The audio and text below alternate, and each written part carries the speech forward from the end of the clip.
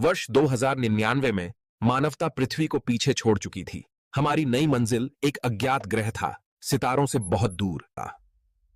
लाखों इंसान अब क्रायोपॉड्स में सोए थे, अस्तित्व के सपने देखते हुए। नेबुला के माध्यम से हमारी यात्रा खतरनाक थी, लेकिन अजेय थी। हमने एक ऐसे तारे प्रणाली में प्रवेश किया जो धरती ने पहले कभी नहीं देखा था। इस ग्रह पर महासागर, जंगल और शायद जीवन भी था। वंशज भयानक था, मानो ग्रह हमें अस्वीकार करना चाहता हो। पहली बार हमने एक दूसरी दुनिया की मिट्टी को छुआ,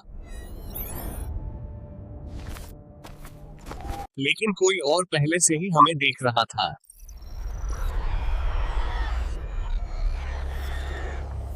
उनका डीएनए हमारे डीएनए से बिल्कुल अलग था, फिर भी अजीब तरह से परिचित था।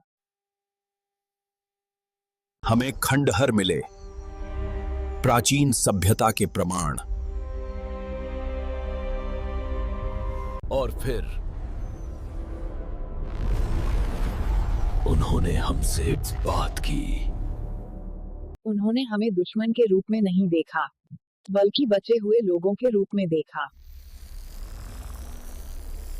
एक सदी की छाया के बाद मानवता ने फिर से उम्मीद की खोज की। हम पृथ्वी को हमेशा के लिए छोड़ चुके थे, लेकिन शायद यही नियति थी। मानवता के एक नए अध्याय की शुरुआत हुई थी, पृथ्वी पर नहीं, बल्कि तारों के बीच। यह ग्रह स्वयं जीवित लग रहा था, ऊर्जा से स्पंदित था, जिसे हम समझ नहीं पा रहे थे। यह दुनिया हमारी रक्षक थी, फिर भी हर रात हमें आजमाती थी। ये खंडहर मृत नहीं थे, वे जागने का इंतजार कर रहे थे।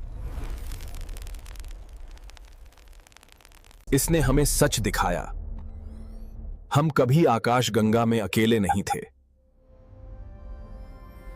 हमने उनकी यादों को छुआ और हमारे सामने सभ्यताओं को बनते और बिगड़ते देखा। लेकिन ज्ञान के साथ खतरा आया।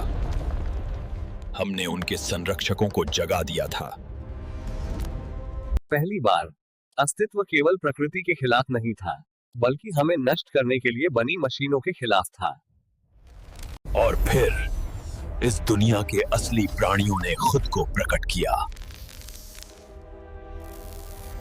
उन्होंने हमें बताया कि हम पहले नहीं थे और हम आखिरी भी नहीं होंगे। एक नया गठबंधन पैदा हुआ था, राष्ट्रों के बीच नहीं, बल्कि दुनियाओं के बीच।